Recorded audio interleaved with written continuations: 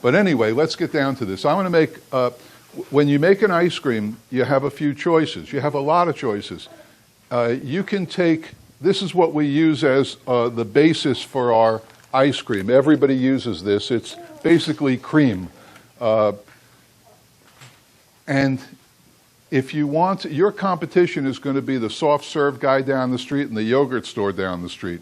And what they're going to do, if they want to make, say, M&M ice cream, they're going to take a vanilla ice cream and they're going to put M&Ms through it. Whether they put them through it in the beginning of the batch or the end of the batch, they're basically having vanilla ice cream with M&Ms on it. And if that's what you want to do, that's okay. I don't think it's going to be an attribute to your business, but I don't do it that way. I thought when I first got into the business that the way to do this is to replicate flavors that we grew up with. We certainly all grew up with M&Ms. They're the single most popular candy in the history of candy.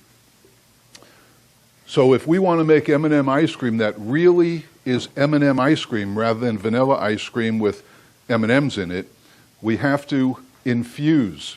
We have to start with this stuff here, which we'll take. I'm going to make, this is in the book, so, but for anybody else, we're going to start with 5 quarts of mix. You'll get mix delivered wherever you are, because that's what you need to make ice cream and cream ice. And it comes in these bladders.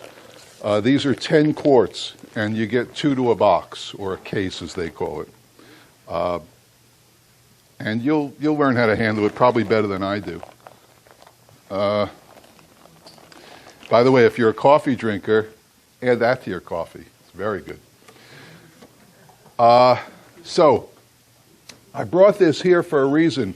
I guess I should have started with the other one, but to make great M&M ice cream, we want to infuse the cream with M&Ms.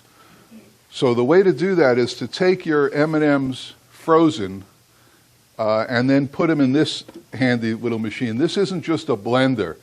This is a ninja. I really highly promote them. They're only $100, and if you buy them at a discount, you get them for $60, $70. When they break, you throw them out. Mine haven't broken yet. I have 5 of them, and they're lasting years now. The thing that makes this machine different is this, and believe me, I don't make any money on this or anything, but it's the greatest invention in our business. It has 3 blade systems, 6 blades in it. So this really crushes stuff. And when you put frozen M&Ms in here, later on we're going to make Milky Way ice cream, and I brought frozen Milky Ways. But last night I ground up the M&Ms, and this is what you get. You get M&M powder. A couple little pieces in there, but for the most part it's M&M powder. And that's what the Ninja does. So the recipe, it calls for 5 quarts of mix, 5 ounces of vanilla. What is the... You know what Google is? You know what Google is? We can get it in Mexico, though. Yeah, you can get it in Mexico. You can get it anywhere.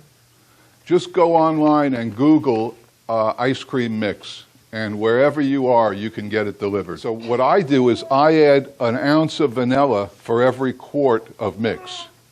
So we have 5 quarts of mix, 5 ounces of vanilla. In a lot of the ice creams, I scrape the beans also, for no other reason than to see those little flecks. You know, I think that's a good sign in ice cream, to see those tiny little dots in your ice cream. A very simple recipe. 5 quarts of mix, 5 ounces of vanilla into the machine.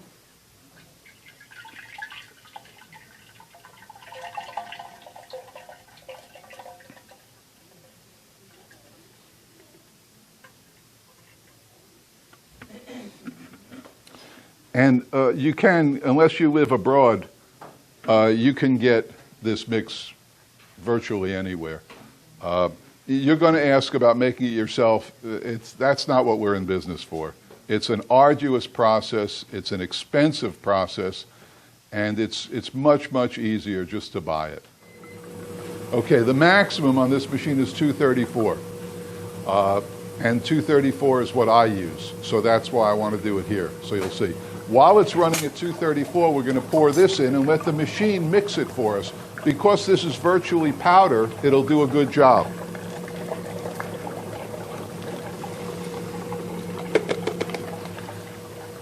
M&Ms are what? What are M&Ms made of? Chocolate. They're chocolate with a little coating on the outside, which is also apparently chocolate.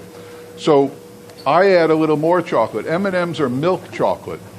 I add a little dark chocolate in these mini chips. You don't have to, and that's why your ice cream is going to taste different than mine. I prefer to do it.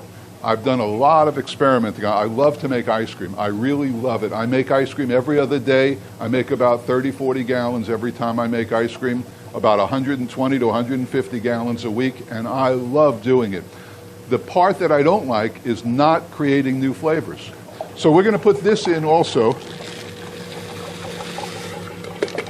And the beauty of these machines, especially when you're creating flavors, is dump it in. Just dump it in there. If you want chunks when your ice cream is out, like when it's served here, if you want chunks in the ice cream, that's another story. I don't. To me, I'm a purist. I want the ice cream to speak for itself. If you are going to use, we'll get into this later, this is in the book and in my philosophy, there's about a half a dozen, and you always come up with more secret ingredients. They're the secret ingredients. They're what's going to make your ice cream, wow, that's good. That's really good. This is one of those secret ingredients. Before the coconut, that's another secret ingredient. But you have a question? What'd you put your hand up for? It's okay. Anyway, so those are secret ingredients.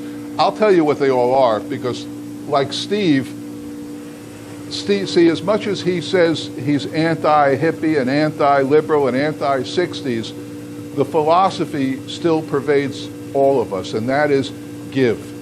Because when you give, the karma in the universe, it'll come back to you. Steve, unlike any other ice cream maker, a machine maker, gives. You can get, he'll send you DVDs till you're tired of watching them. These programs he does totally free. They're on the internet in a few days. All this costs him money, but he does it because he understands that he's been blessed, he's been fortunate, as I have, so you want to give back.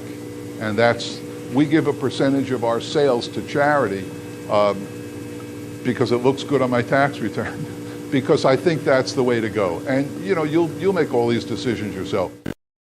We're ready when you are. CB. I'm going to let it go a little bit more, but that's a pretty good rule of thumb. When it cuts like a knife, you see how it cuts like a knife? Pretty much ready. Different products, different consistencies. But I guess we're good. You're going to pack this up anyway, right? So we're going to cut it off, and isn't that nice looking? Beautiful. And it's got a great color too. well, actually, that's a good point. The colors on my ice creams aren't as good or as vibrant as the colors on a lot of ice creams because we don't use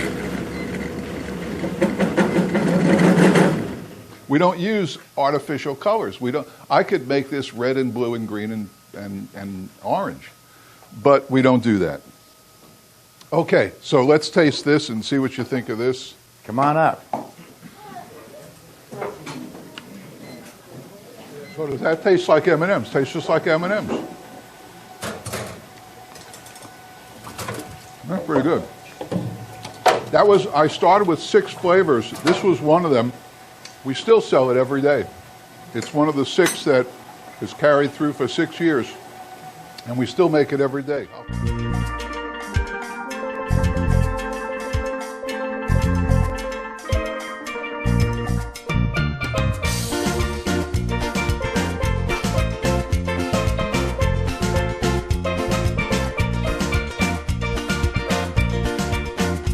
Sammy, come here, girl.